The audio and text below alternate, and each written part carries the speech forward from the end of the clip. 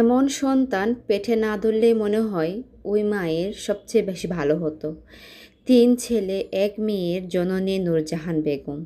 অথচ তিনি মরে পচে গলে পড়ে আছেন, তার ৩ ছেলে ৩ বাচ্চারা বলতেই পারে না। বড় ছেলে তো বুয়েটের কম্পিউটার সায়েন্স বিভাগের অধ্যাপক, মেজর ছেলে সচিব, আর ছোট ছেলে তো কানাডায় থাকেন। আর একটা মাত্র মেয়ে, যিনি হচ্ছেন ইংলিশ মিডিয়াম স্কুলের শিক্ষিকা, ঢাকা বিশ্ববিদ্যালয়ের ছাত্রী ছিলেন।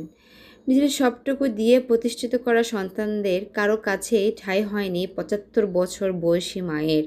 অবহেলা ও নোংরা পরিবেশে তিলে তিলে মেরে ফেলা হয় তাকে।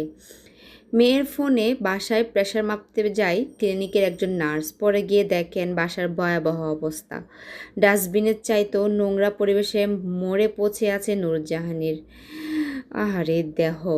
পরে দ্রুত তিনি জরুরি সেবায় 999 কল দিয়ে পুলিশে খবর দেন। পুলিশ গিয়ে ঘটনাস্থল থেকে মরদেহ উদ্ধার করে এবং সেখানে দেখা যায় কমপক্ষে ৩ থেকে ৪-৫ দিন আগেই সে মারা গেছে। অথচ তার বাচ্চারা জানেই না সেটা।